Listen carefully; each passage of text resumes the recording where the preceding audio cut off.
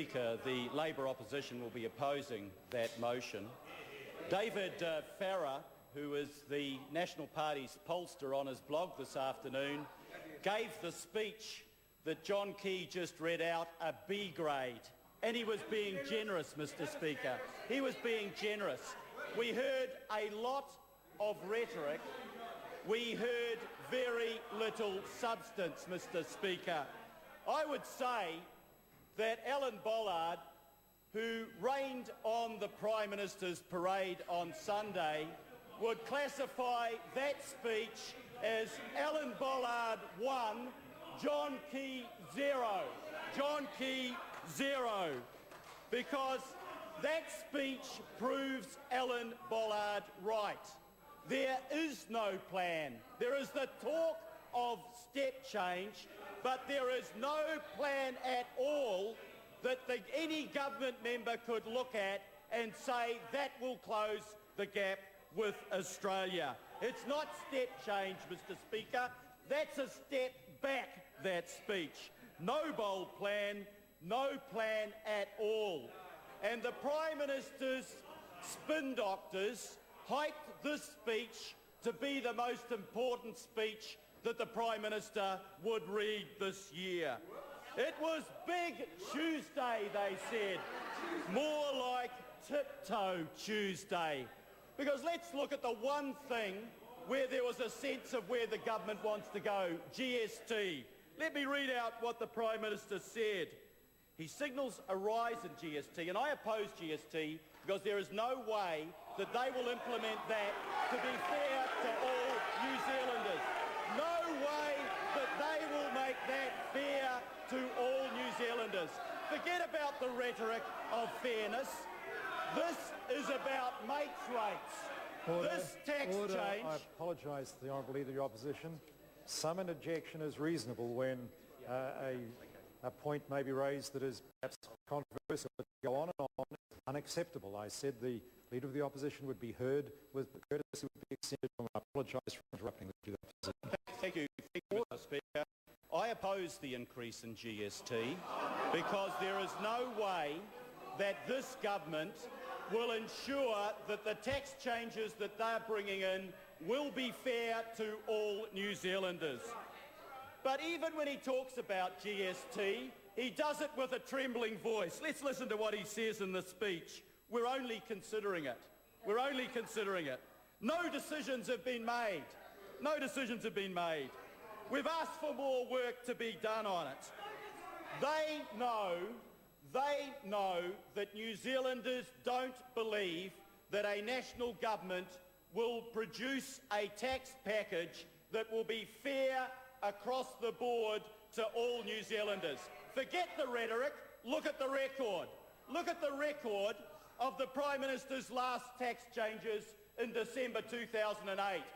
30% of the tax benefits to go to the top 3% of New Zealand income earners. Oh, Nick Smith says that's okay. 30% to the top 3%.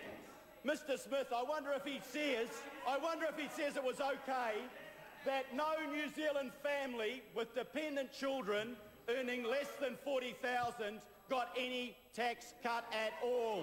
No New Zealand family under $40,000 got any tax cut at all, but it was okay to give 30% of the benefits to 3% of the top income earners. Shame, absolutely shame. What was interesting in the Prime Minister's comments was what he didn't say. He didn't say what he was going to do with the top tax rates. Well, he didn't say in this package, but we know, because he's been promising it to those mates that funded the National Party at the last election, that it would happen. Now let's have a look. Let's have a look at what happens when you cut the top tax rates. Well, Prime Minister will do pretty well out of it. On his prime ministerial salary, that'll be worth $509 a week to the Prime Minister. Take Paul Reynolds. Now, Paul Reynolds heads up Telecom, and I'm not going to include his bonuses. They run into millions. I'm just going to look at his base salary. On his base salary, he would get $2,600 a week. $2,600 a week. What about the person on the minimum wage? person on the minimum wage, of course, got 25 cents an hour from the Prime Minister. Very generous Prime Minister. 25 cents an hour. You know, over a week, that almost enables that low-income but hard-working family to buy one packet of Weet-Bix. But out of the tax cuts at the top, the person on the minimum wage will get nothing. Nothing. Well, they probably didn't expect anything out of a national government. But take the person on the average wage. The average wage, Mr. Speaker, $48,600. What do they get from a tax cut that would take the maximum rate from 38 cents down to 30 cents in the dollar? Well, they'd get 35 cents. 35 cents. Not an hour, 35 cents a week, Prime Minister.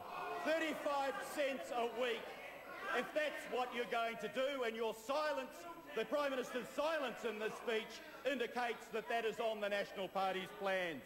The person on 70,000, you know, middle-income earner, doing reasonably well, but still finding things a bit tough, they'd get $12.69. Compare that to the Prime Minister's $509. And don't, therefore, have any member of the National Party come into this House saying that they're planning for a fair tax package. They've said, they've floated the idea that they'll put GST up. We know why GST is regressive, because the people that earn the lowest amount, have to spend all of their income and disproportionately end up paying more tax. I asked the Prime Minister what New Zealander that he's met out in the street has told him that they want the price of their bread to go up, the price of their milk, the price of their power, the price of their kids' shoes and their back-to-school needs. Who asks for an increase in GST? The truth is no one, except those people on the top incomes in New Zealand who expect GST to pay for cuts in the very high incomes that they are earning. And we have no confidence that this government will look after the needs of the people who will be affected by that. If anything, there will be a token measure to partially compensate them for GST, but the winners, I ask who the winners out of the national government's tax package will be. That's a fair question. Who are the winners and who are the losers?